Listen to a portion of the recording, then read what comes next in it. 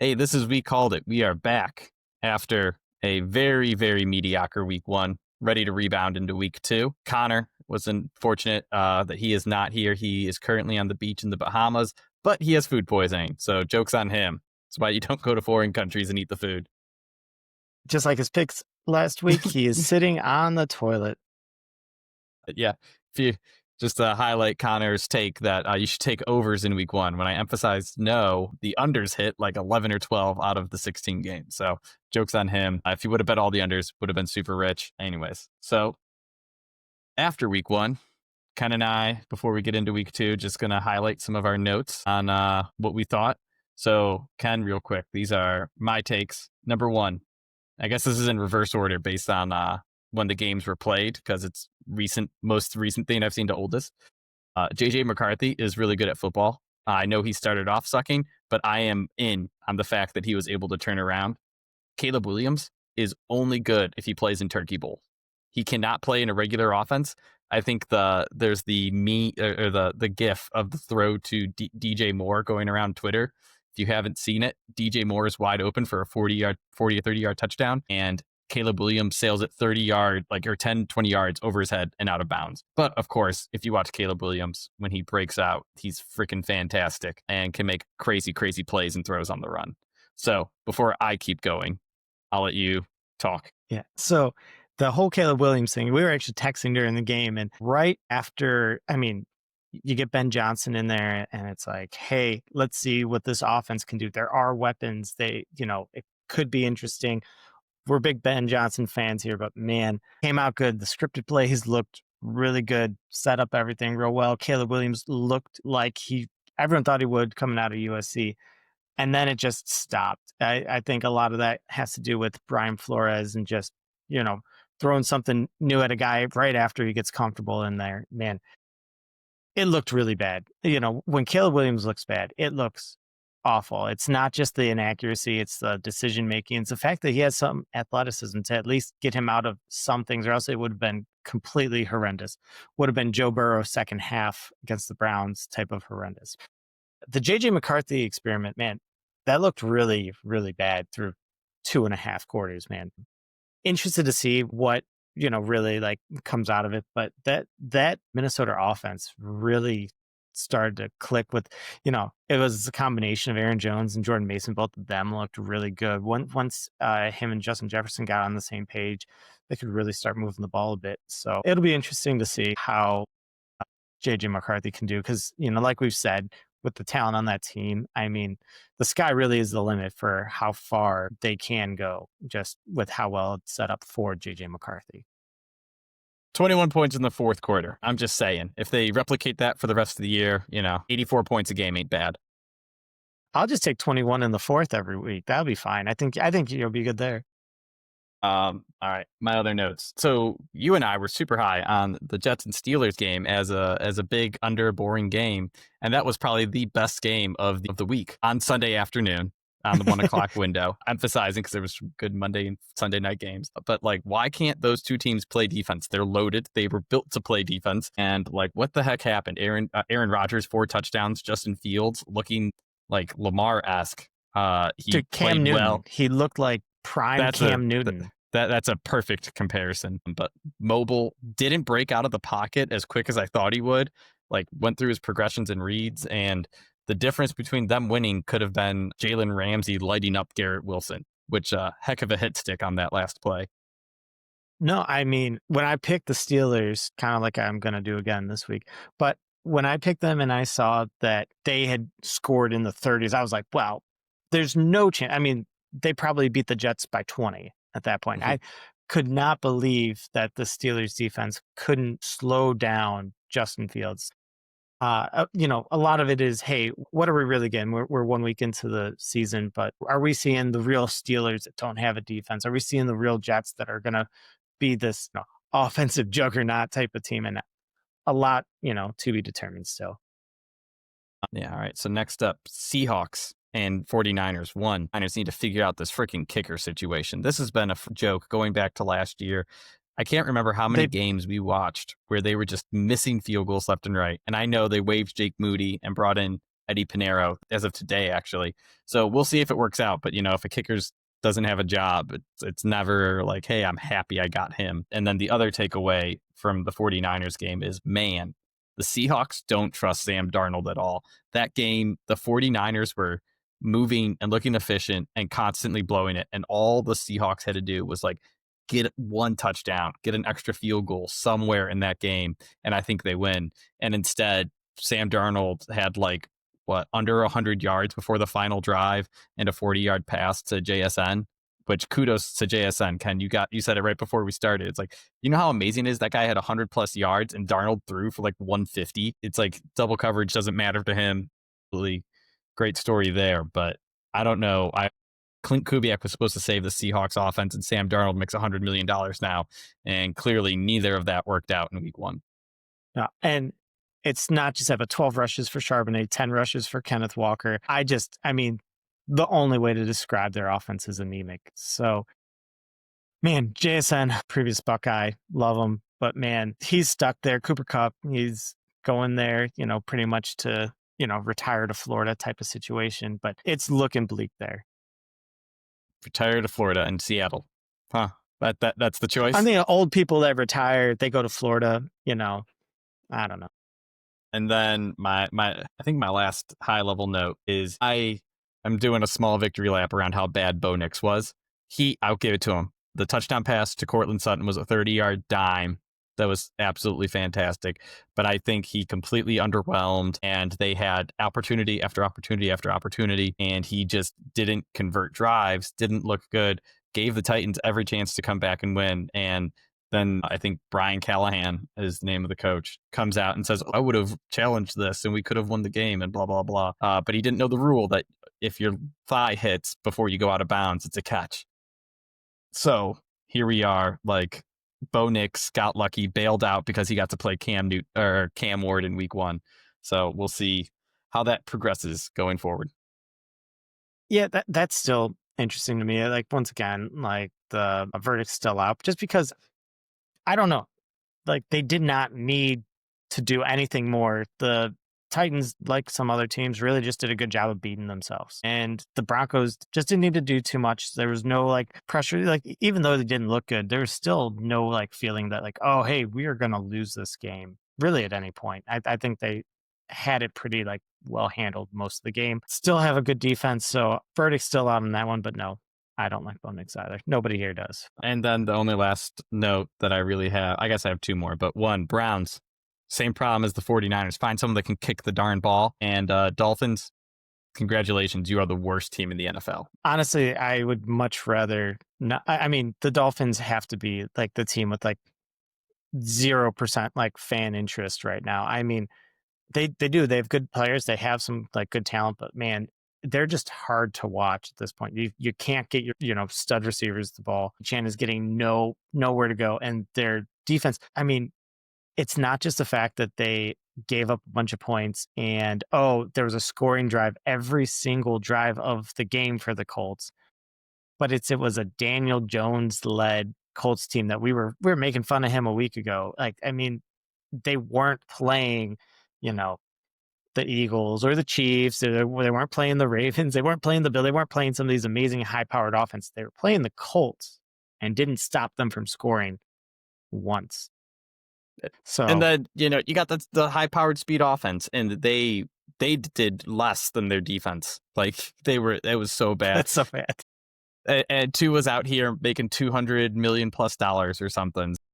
Congratulations! After 2 years ago, being the fun hot offense, putting up 72 at one point on the Broncos, just all the way down to the bottom of the barrel. All right. Ken, any notes or takeaways from week one for you?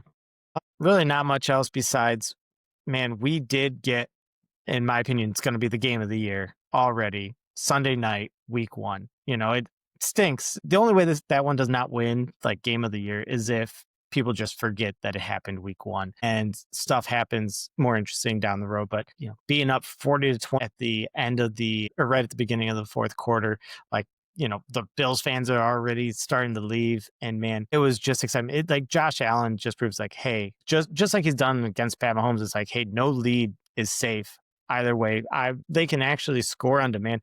I was telling people that watching them versus like watching the Browns Bengals game, it was a different sport out there. But the Ravens offense just looking absolutely unstoppable for like 2.5 quarters of the game. It was really just a great comeback. It also came down last second, came with, even with some missed 2-point conversions, came with, if you picked an early line on the Ravens, a win, even though they lost the game. Pretty awesome. Pretty awesome game. Yeah, if you listened to Ken last week, I think we said Ravens plus 1.5. So we nailed it. They got his Nostradamus ball perfect. Yep. Plus 1.5.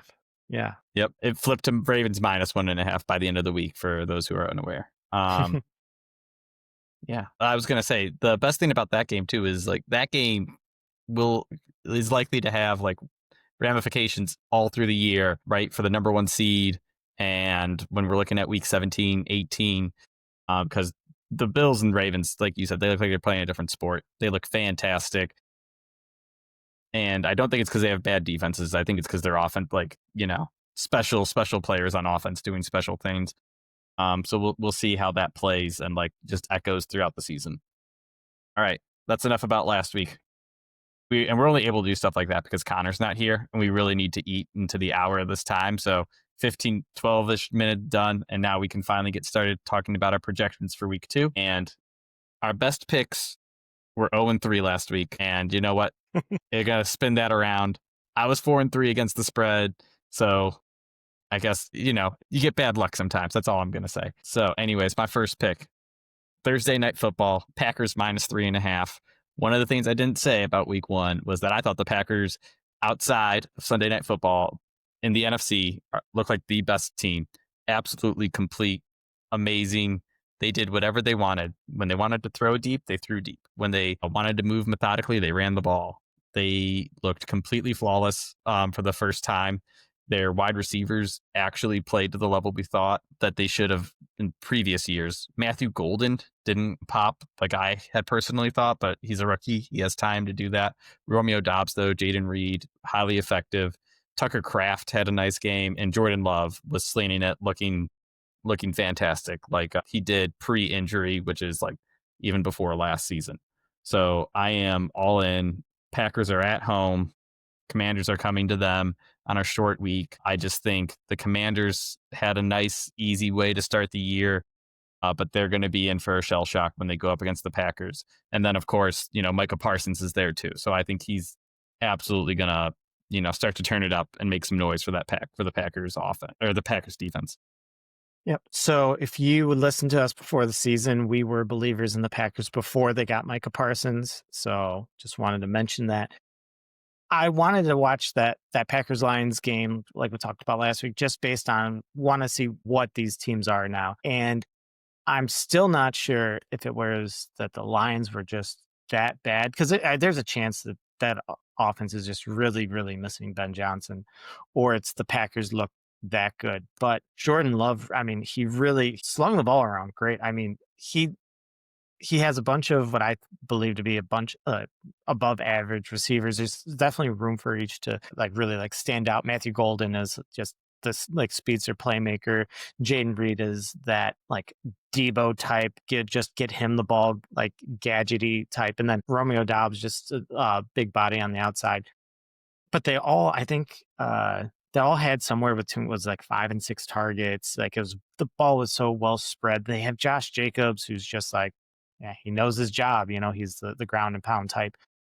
They looked good. I don't know how their defense actually looks.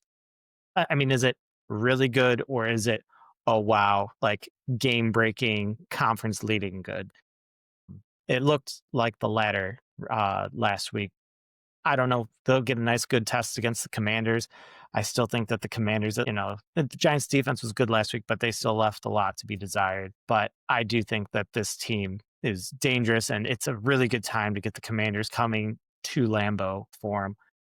I'm picking the under. Wait, not talking about You're fine. that right You can now. keep going. But just mainly because I think that it's going to be a lot more ball control. It is gonna be a bit of a slower pace, kind of like it was against the Lions, and then they do tend to take the foot off the gas a little bit. So I think that this defense is legit. I don't think that the Commanders can be able to keep up, and that number is really high. Yeah, no, I completely agree. For two teams in the Packers and Commanders who do wanna like control the ball on the ground despite having the speed and the talent to throw the ball vertically, I think the under would have been one of my bet if I was not already in on the Packers. Anyways, so Ken, what's your favorite pick of the week though? My favorite pick of the week, I'm just enjoy painfully being wrong again, but I'm going back to the exact same well for the exact same reason. I'm picking the Steelers -2.5 against the Seahawks. As we talked a little bit about it, I do not think that Steelers defense was the one that we saw. I don't think that there's going to Justin Fields is go or Sam Darnold's going to be able to do what Justin Fields did to them. I think that especially being at home, having the Seahawks travel, I just think they're going to make them look absolutely silly. I think the Seahawks are going to try to run the ball. It's not going to work. I think they're going to have Sam Darnold seeing ghosts. And I think that offense is, I mean, the Seahawks defense is fine, but Aaron Rodgers is just going to be able to do what he wants to with the -2.5 line. I think that they can do this at least by a field goal, particularly at home. I'm really seeing a bounce back from their defense. See, you might be talking me into it, I'm not gonna lie, but I just had too many favorites. I guess everyone will hear as we go through our picks. I couldn't throw another favorite on my list that I wasn't super confident in. And it's like, dude, I can't believe Aaron Rodgers is just going to continue to rep out these monster games after, throwing a 4 touchdown game in week 1. Is he still real and legit and the Jets, just sucked the life out of him? And is that the problem? Or I don't know. The Seahawks have a good defense too, but I guess the Jets, I don't see. This is why I couldn't do it. But I'm with you. If I had to make a pick on this game, it would be against Sam Darnold for the reasons I said before, where it's like, I don't think the Seahawks trust him one bit. All right. Moving on to my second favorite pick of the week. Like, I'm going back. That's the common theme we have here. 49ers -4.5 at the Saints. The Saints aren't good. Spencer Rattler isn't good. I don't know how they almost came back and beat the Cardinals. I personally don't think the Cardinals are very good, but like, I'm in on the 49ers. I don't care if Mac Jones starts. Kyle Shanahan is good for spot starters where he can, make one game successful. And I think that's what he'll do. George Kittle is out, but he was out at the end of the last week too. And we saw they still moved the ball just fine against a high level defense. I don't think the Saints are that level of defense. And I think the 49ers, I know we're laughing about Sam Darnold and the Seahawks not knowing what they're doing, but they did put them in their place and control the tempo and play in that game, besides JSN doing amazing things. I don't think anyone on the Saints is going to recreate that success. I think they're going to come out, they're going to stuff them down on defense, and I think Mac Jones will do enough to get the win. This is probably going to be another like 17-7, 17-6 kind of game. But again, 49ers all the way. I'm not backing off. I had them to go to the Super Bowl, and they did a lot to make me think that might not be true, but that was mostly missing field goals, and they changed their kicker. So now it'll be fine. Honestly, it's all about just being like away at the Saints. I just don't, between the travel, between all the injuries, it's hard just to follow. If Brock Purdy plays, like, what do you think this line's at? Like 6.5, maybe. And even then, I don't think it's a big deal. They just signed Kendrick Bourne, which isn't good for seeing how injured Juwan Jennings is. Looks like his is pretty legit. I mean, you're down to like Pearsall, McCaffrey, and I don't know what else you want to throw out there. Brian Robinson Jr., maybe. I don't know. But I think that their defense will absolutely shut them down. I mean, I just don't know, because if Purdy plays that 42.5, like, I think if they do go over that. But if not, if you have Mac Jones, I kind of really like that underplay. Okay. All right. What's your next game then? Well, let's once again just go back to this. Well, I'm just sticking with my preseason thoughts that, like, hey, the Patriots defense is not that bad. With that being said, they made Geno Smith look like he's up there with Lamar Jackson and Josh Allen, man. And even like Brock Bowers got hurt, and I guess it just did not matter. But this has a lot more to do with the fact that I don't think that Vrabel's going to go 0-2. I think that he's going to have them rally, have the defense ready. And I think that this poor Dolphins team, like, they're going to look good up front. And the Dolphins just, man, looked so rough, especially after you get two off of his first look. I do think that their offense looked way worse than it actually is. I think they're going to give the ball more to Travion Henderson. I do like Diggs. That how do you say his name? Is it Butte? Their I think it's receiver just there. boot. Is it Boot? Yeah. Oh. But I do think, towards the end of last year, he did look good with Drake May, and it seems to be like he's their guy that they're going with. But between him and Diggs, Hunter Henry, like, I think there's enough there to really have like this offense like move forward. And also the Dolphins, like, they may have just given up on Mike McDaniels. And, being from Cleveland, we know what it looks like when a team just gives up on a coach or gives up on a quarterback, and they get difficult to watch. They lose close games. And I think that's what's going to happen here. Yeah, I think part of the problem is they do not have a mild-mannered team, mostly due to Tyreek Hill being as vocal and boisterous as he is, that if things are going poorly, he is a person who will add fuel to the fire. And similar to Antonio Brown, I'm not saying he's going to strip and run off the field, but he might cause a couple scenes and throw a little bit of a temper tantrum. And get another domestic violence. And then have another kid. So I don't know. I wanted to take this with you, but it's also another one where I'm looking at it and I'm like, well, on the other hand, if you told me Jalen Waddle and Tyreek Hill each had a 70-yard touchdown, I'd believe it. Yeah, I mean, they made Geno Smith look and Jacoby Myers look elite last week, and now you're going with a more talented offense.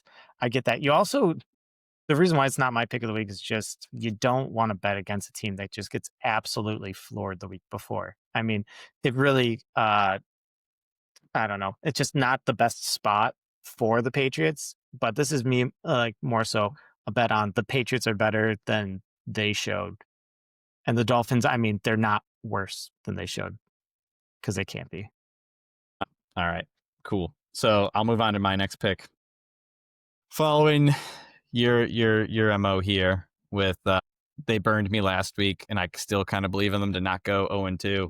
I'm going Houston Texans on Monday Night Football against Baker at home. And again, betting against Baker, I feel like this I'm pretty much like 500, and I've done it a lot betting against Baker week after week, and it's very painful. I do this all the time. I just can't buy it. Like, he did not look good. He had a really rough game, and then he had two good plays to bring it back where I think it was like a 3rd and 10 or 3rd and 5, and he completed it and moved the chains. And then it was a dime to Ibuka to take the lead drive.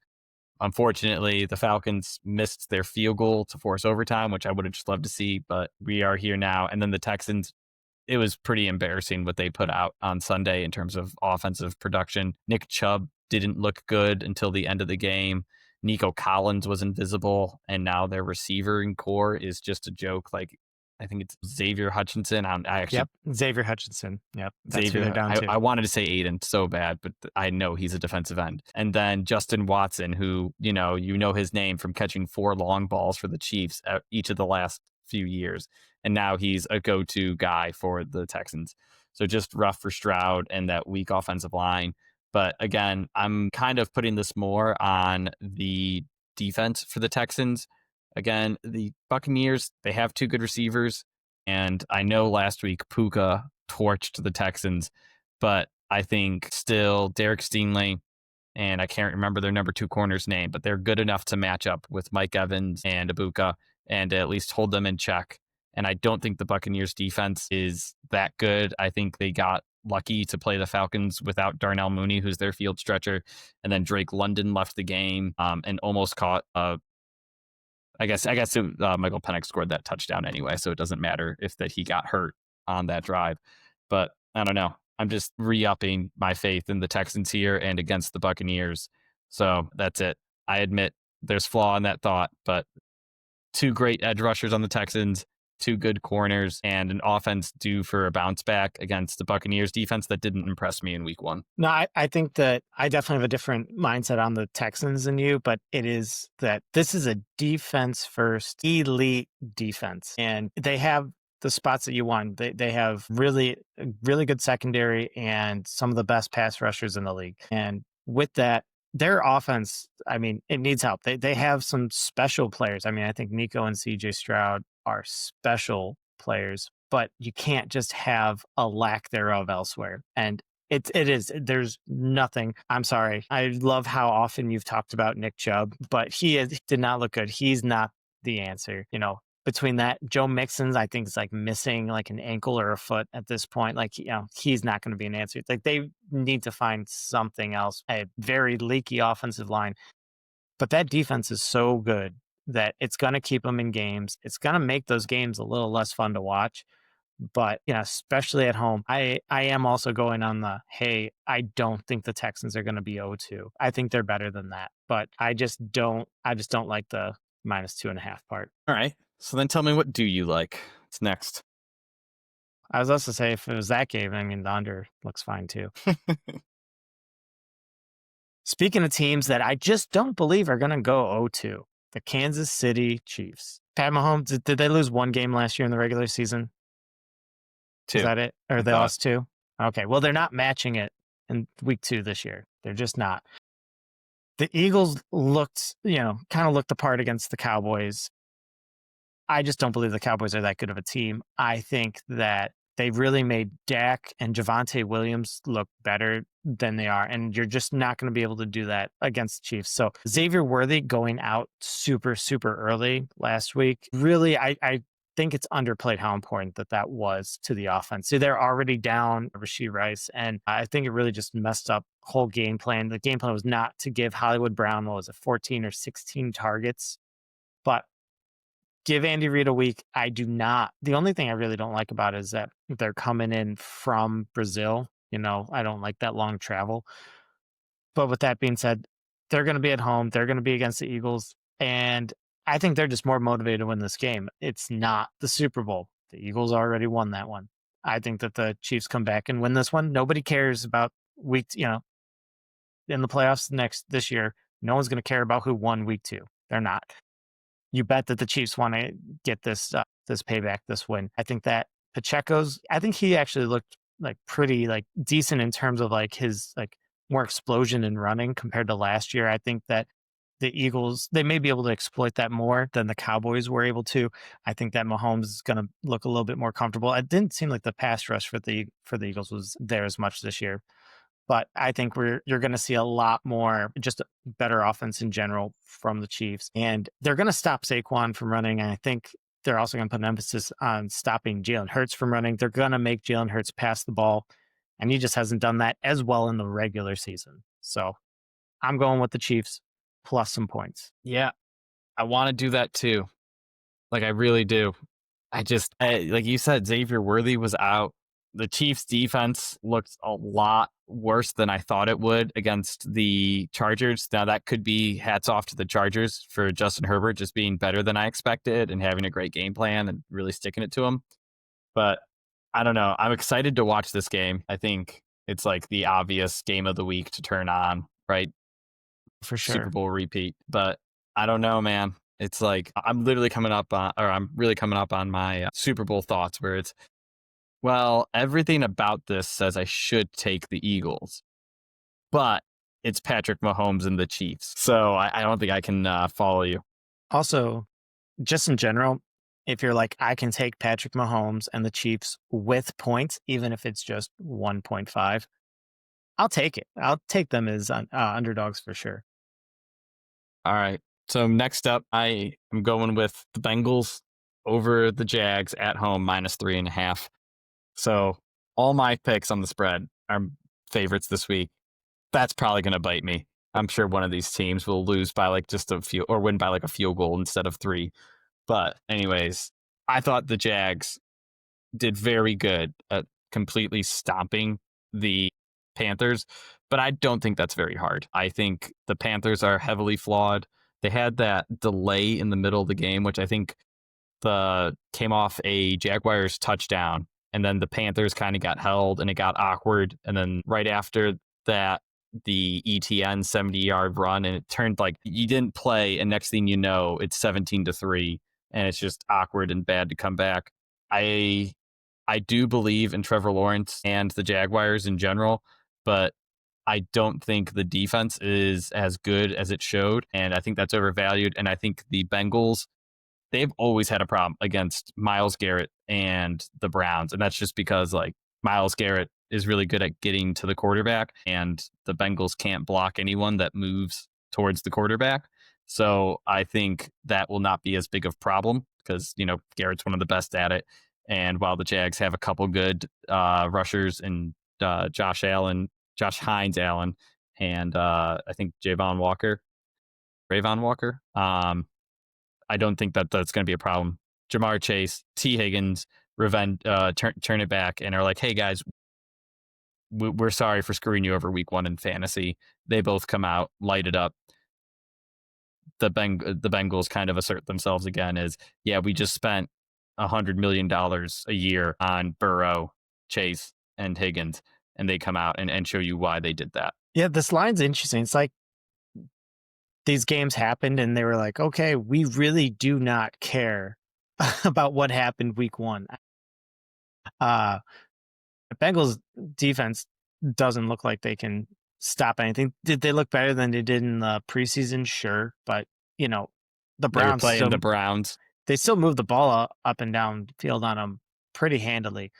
But it's just more the time. I mean, the Bengals are coming off of a bad game. They're coming off of. I mean, it's almost like they're coming off of a loss because they got outplayed. If you take, it's a classic. You take away like 4 plays in a game, the 4 most important plays. What happens? It doesn't matter because those 4 plays were the most important for a reason.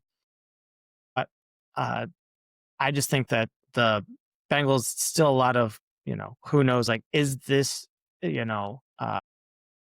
Jaguars offense as good as they look? Probably not. They're not going to play the Panthers, again here. But I'm just not sure how well. Like, I really think you get to see the real Bengals, and that's going to be, a lot of points, a decent shootout, like to the point where I don't hate the over, which is a ridiculous amount. Is it like 50? It's getting close to that. So I don't hate it. I just don't know what I'm getting from these teams yet. Yeah, I think what really puts me over the top on this is I think Trevor Lawrence is going to make some mistakes.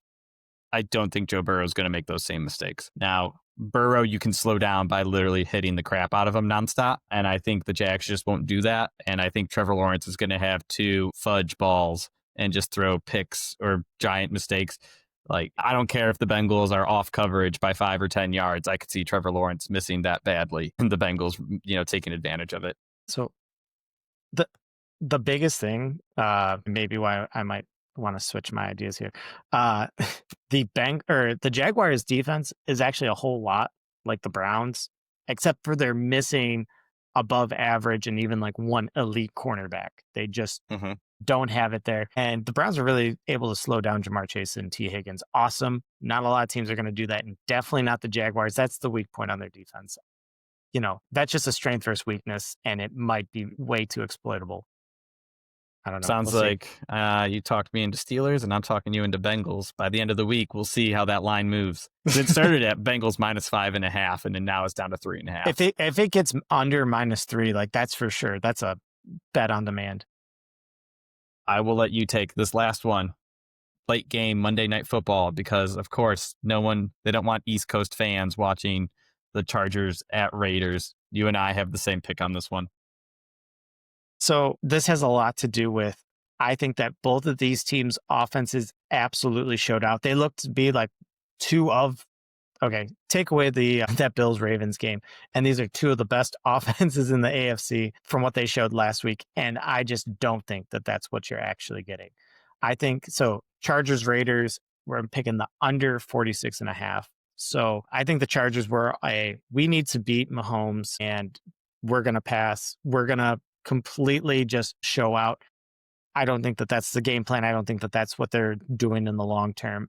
I think they're going back to the whole, hey, we're going to ground and pound. We have these very good, separating more possession receivers. I love their receivers, minus Quentin Johnson. But I do think that the Chargers are really going to start to slow down the ball. You're going to see more of Marion Hampton. Unfortunately, you're going to see more Najee Harris too, as he gets more comfortable and gets better vision out there. The Raiders are going to be with either a injury riddled Brock Bowers or no Brock Bowers. You have Geno Smith, who I do not think is, he's not going to throw over 300 yards again. Well, against the Chargers, at least this week. And Ashton Jency looked fine, but for as much as the offense moved, he wasn't, he wasn't pulling out. He wasn't like a complete like game changer, like showstopper. Maybe he will later on in the season. I don't think he's doing it against the Chargers. So I think you're going to see more slow paced. I think you're going to see teams that want to do more ball control.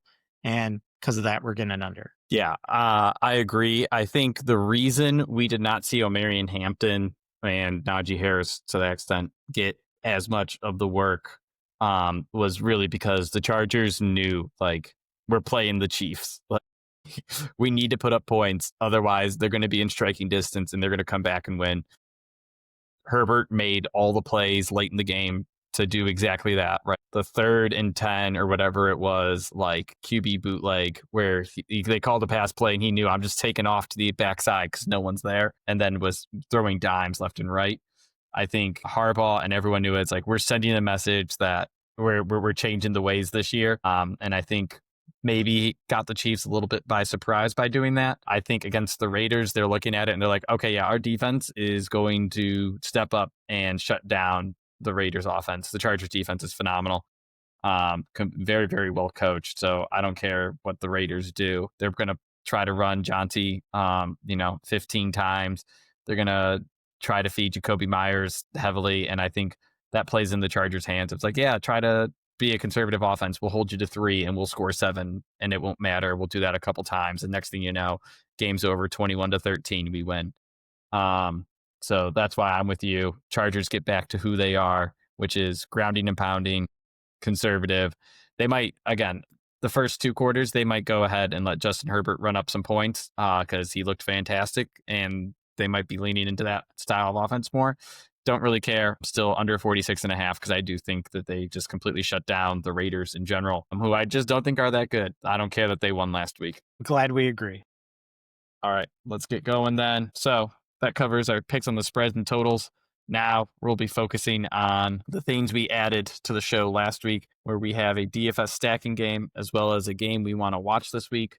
So Ken, DFS stack, what game are you looking at and what players do you want? So it shouldn't be too much surprise after what I said, but these 2 teams have played against each other. These 2 teams have put up a good bunch of points against each other in a few different ways, but I'm going Eagles and Chiefs. And I like Chiefs to win. But with that being said, I don't want Pat Mahomes. I want Jalen Hurts because, of course, he's going to run one in. But it's primarily, I think that the Chiefs are going to do something similar to what they did in the Super Bowl. Like, hey, you will not be able to run on us.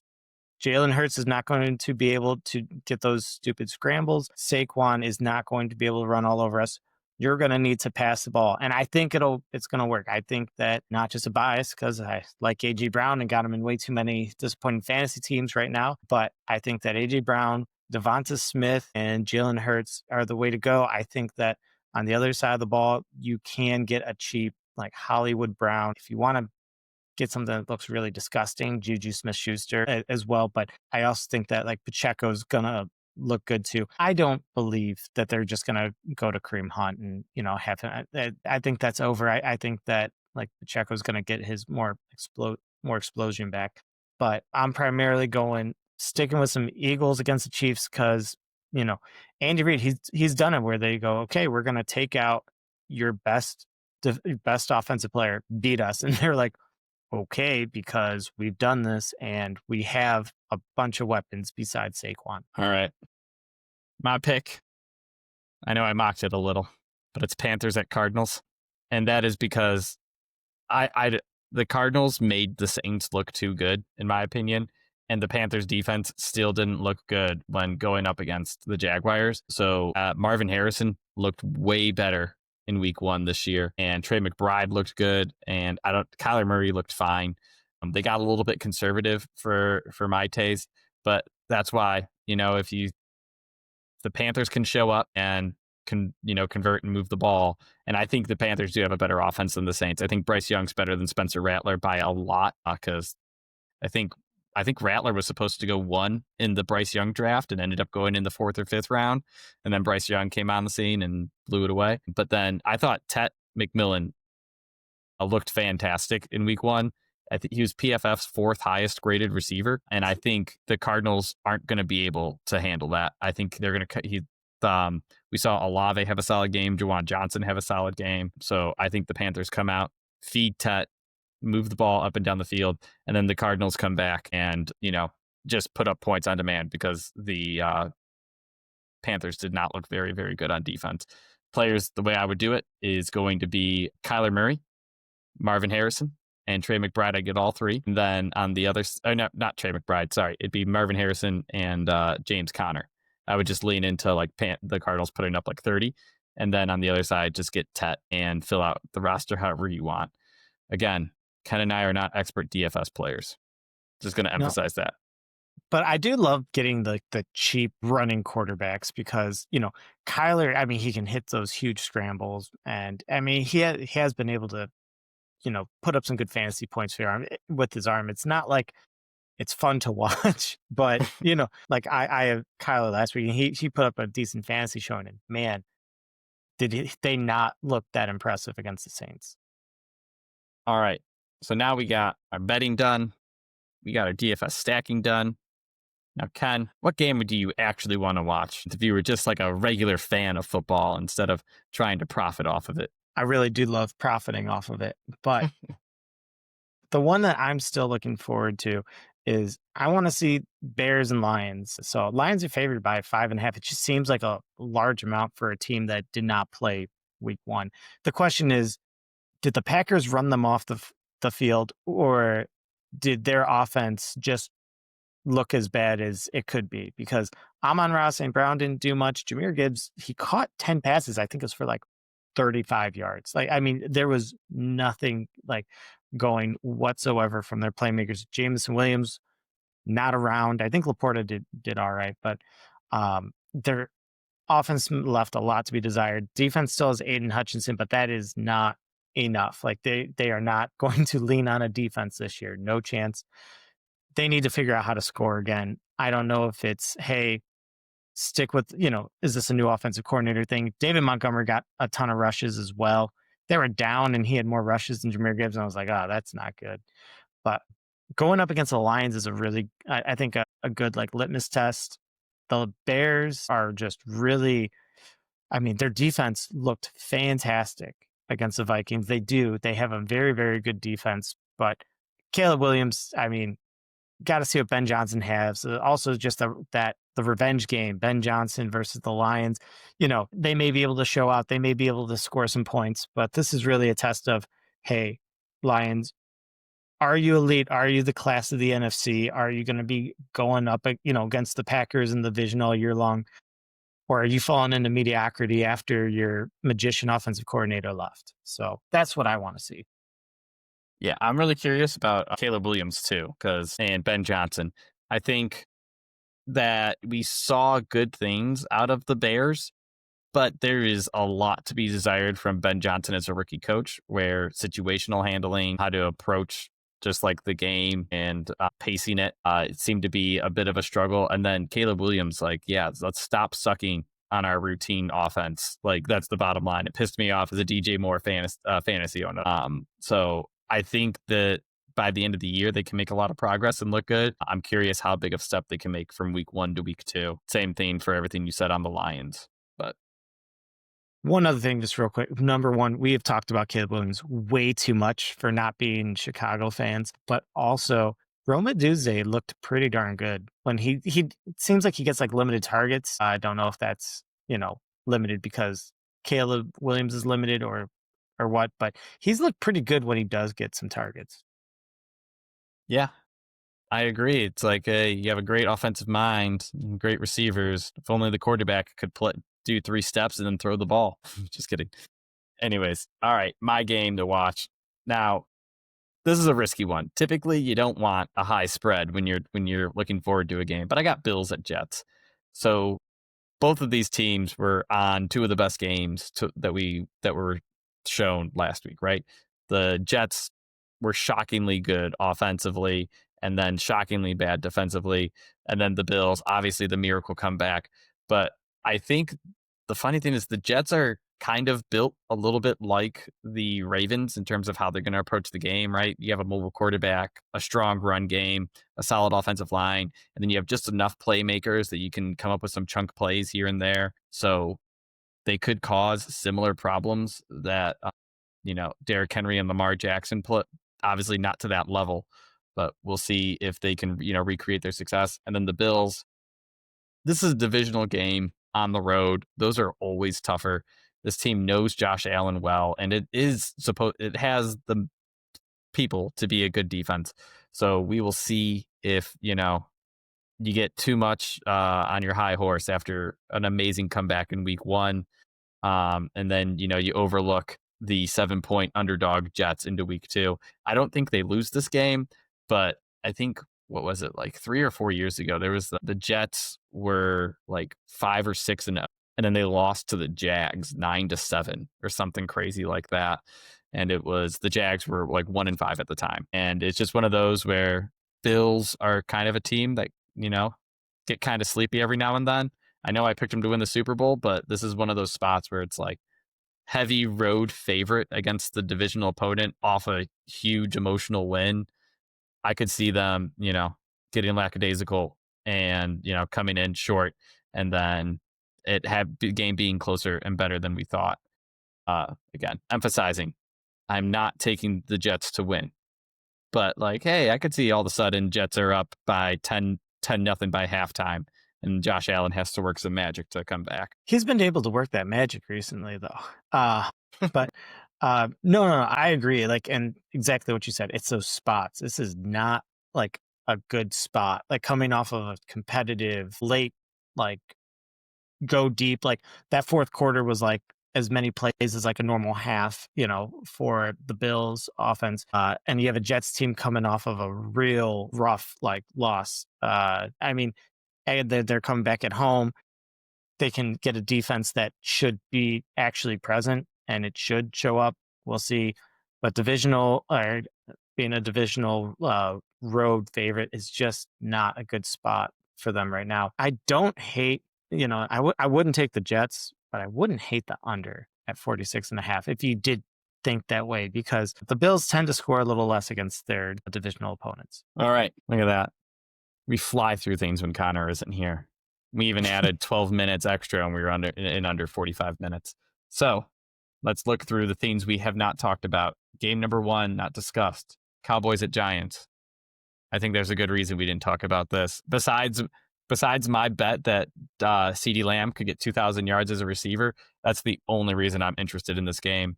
Until Jackson Dart takes over at quarterback for the Giants, I just don't care what's happening.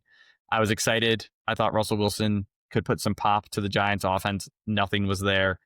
Honestly, I think they're starting their QB3. Like, I'd rather have Dart and Jameis based on what they showed in the preseason. So if you have anything else, that's it. I'm good. CeeDee's not going to drop all those passes. He's just not going to. And George Pickens is going to show up a little bit for them, especially like a fantasy football wise. It'd be like, hey, hold up on, jumping to conclusions on those ones. Yeah, I think Dak had a phenomenal game, but he only had 185 yards and no touchdowns. Like, just unfortunate for fantasy owners. Anyways, next up game we haven't talked about, Rams at Titans. I'm getting the Titans we are not talking about until Cam Ward can be like a functional player, because like all the speculation is like on him and what he's going to do. I'm getting mad though at the Rams for having Devontae Adams, Puka Nacua, and all of a sudden turning into like this team that doesn't want to play offense and wants to win games 20-17. It's very frustrating because as a fan, I want them to be exciting because you have the rest of the ingredients, but they're just like, nah, our defense is good. We'll move on. Did you see that? Like, there was like the last drive for the Titans where it was just Cam Ward throwing some like decent, but maybe like slightly off passes and just getting like drop after like confusion, like turning the wrong way type thing. It just was awful. The title was like, hey, Cam Ward realizes why the Titans had the number 1 pick. They got a way to go. Appreciate some Browns humor for other teams. All right, now here's one that we haven't talked about, and it's because for the first time we didn't put our hearts in our bets, and I'm really happy we didn't. We do not have a pick on a Browns game. I don't know if this is like the first time it's ever happened, but it's very shocking. The Browns on the road, 11.5-point road underdogs, totals 45.5, and the bottom line is it's like, dude, the Ravens are coming off a tough game. I could see the Ravens going one of two ways. They show up sloppy the way that we said the Bills do, and they get complacent, and the Browns keep this close. Or the Ravens show up pissed off, and we're looking at a 50-0 Ravens win. I don't see anything in the middle. The Browns, we could talk about it, but I don't want to. Their offense is a joke, and the defense is nice and makes games interesting. The last 2 years, the Browns defense has amazingly not traveled. When I mean amazingly, I mean they go from like elite top 3 to 5 at home to like give up 28 to 30 points every game bad on the road. And you talk about, hey, not being a good spot for like the Bills. This is an awful spot for the Browns. You just came off of a deflating loss, and you're going to go to Ravens that, when you say deflating, like, I mean, these two teams had the 2 worst losses in the NFL this week. I mean, both of them, the Ravens outplayed the Bills for 90% of the game. We're up 2 touchdowns in the fourth quarter.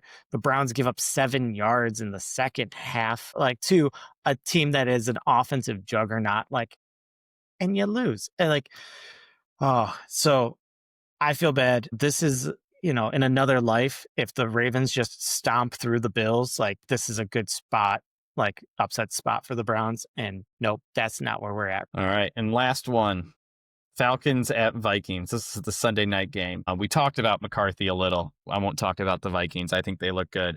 But, man, the Falcons, I'm just disappointed that Mooney's hurt and that London's hurt.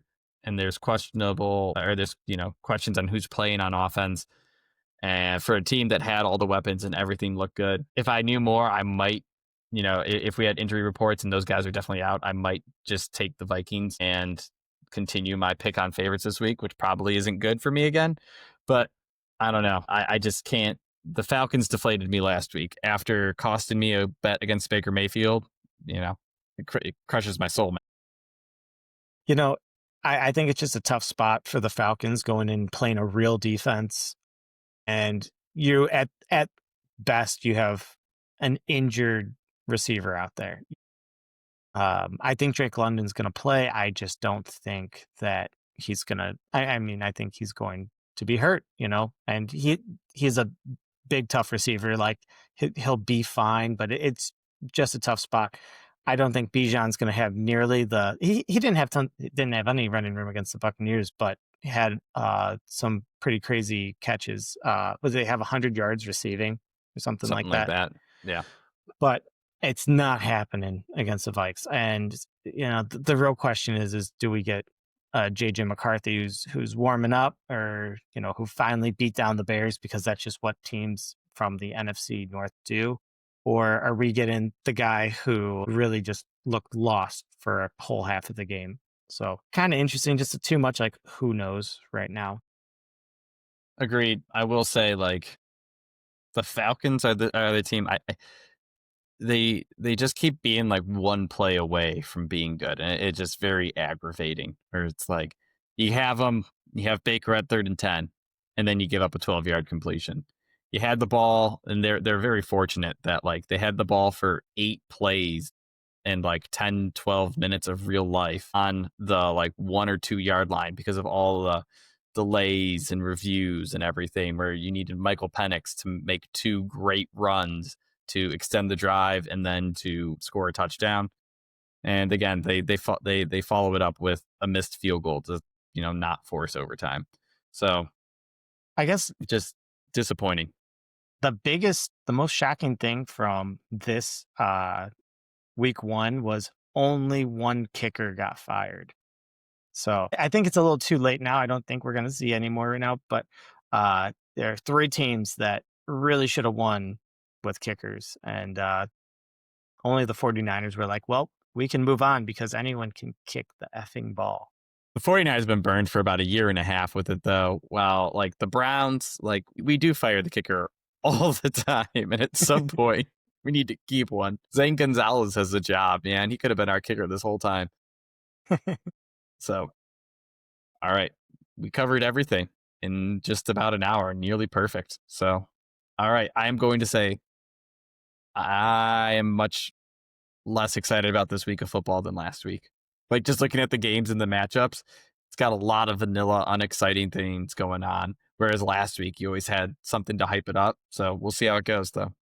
Yeah, and we were talking before. It's like when you're looking at like the spreads and lines, it definitely took a little longer to pick them for us because most of the games are in that like no man's land of like -3.5 to -5.5. Nobody wants to pick a -5.5. They just don't. So we kept it all within 4.5 for the majority of it, but not nearly as exciting. Thank God there's the Eagles Chiefs game because if not, this would not be the most interesting red zone day. Absolutely agreed. Ironically, very looking forward to Thursday night, which is very contrary. All right. And that is a good matchup. It just is unfortunately on Thursday night. Yeah. All right. Well, thank you for listening. Like, comment, subscribe, all those other things YouTubers say. Oh, also, fudge. Meant to do this at the beginning. Mike Schilling, if you're still listening, appreciate your your comment. Go St. John Bosco. There we go. Go Bears.